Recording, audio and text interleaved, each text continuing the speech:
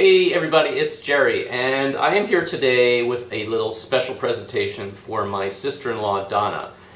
She has recently started eating gluten and dairy-free and wanted me to show her how to make her favorite dessert, which is strawberry shortcake. So I'm going to show you how to make a gluten dairy-free strawberry shortcake.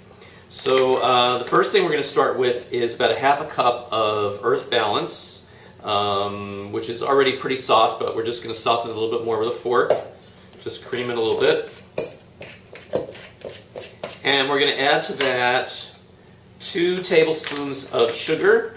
I use sucanat, which is just dehydrated cane juice. So I'm going to add 2 tablespoons.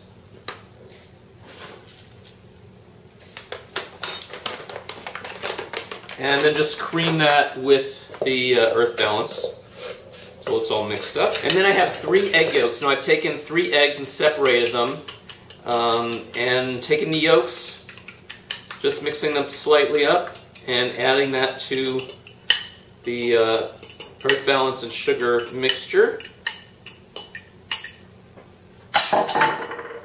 And then we're going to mix that together.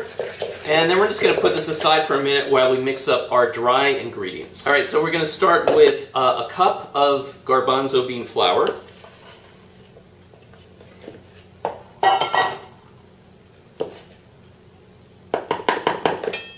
And then we're going to add a cup of brown rice flour. And then we're going to add a half a cup of arrowroot starch. And finally, we're going to add 2 tablespoons of baking powder.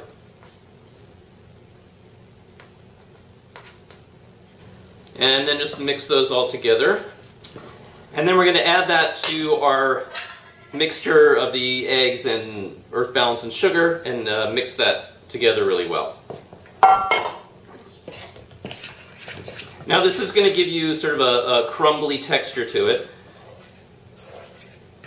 And so we're going to add some almond milk until we get kind of a thick batter. So we'll start with about half a cup of almond milk.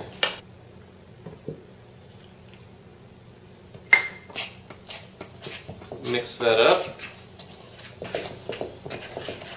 Alright, that's still a little bit thick, so I'm going to add another 1/4 cup of almond milk. See how that goes.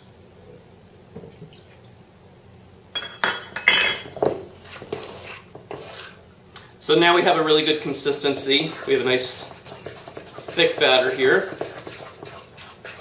So now we're going to take the 3 egg whites that we had separated out from the eggs, and we're going to beat those until they just start to stiffen a little bit. Okay, so we'll come back after we've beaten up our egg whites. Okay, so here we have our beaten up egg whites, and we're going to add those to the batter and just kind of fold that in.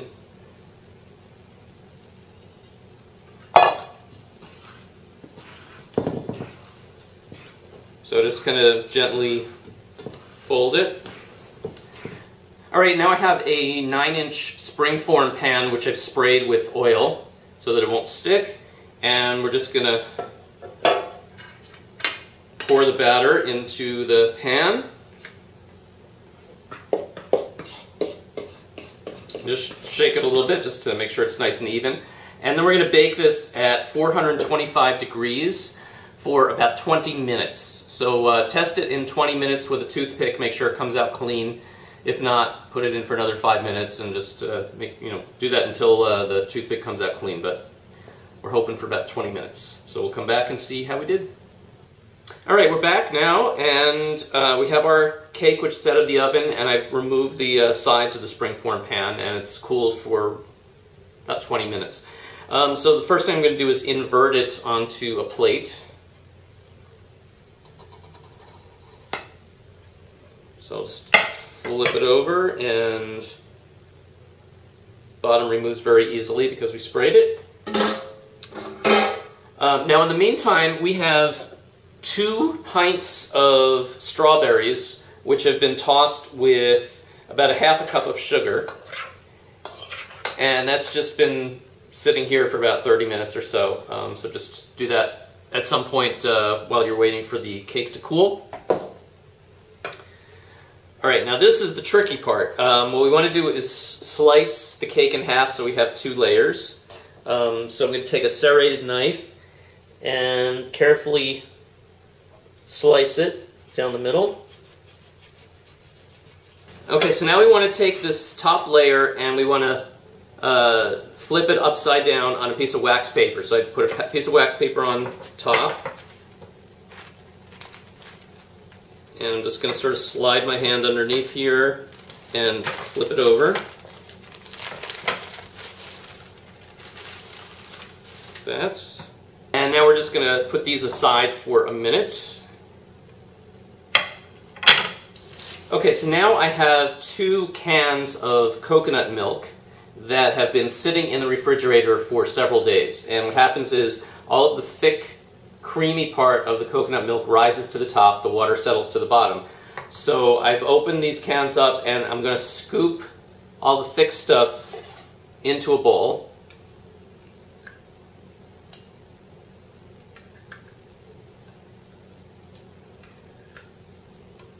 Now the longer it sits in the refrigerator, the thicker it'll get. If it's there for about a week, it'll get really, really thick. Better to be too thick than too thin. You can always water it down if it gets too thick. Alright, so now I'm going to add about 3 tablespoons of powdered sugar.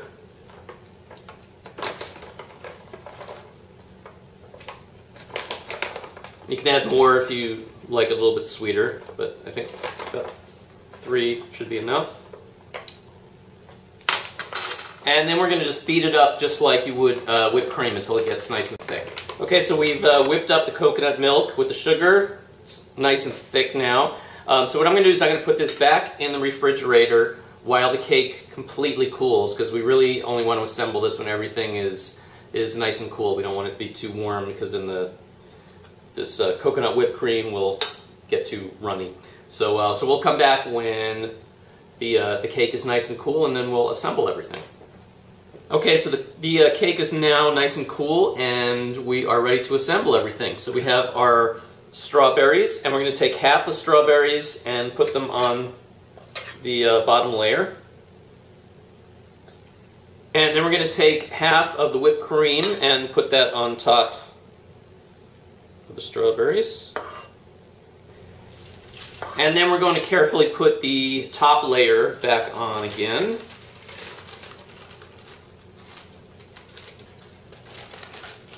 So we'll just sort of line it up and flip it over. Press it down on there.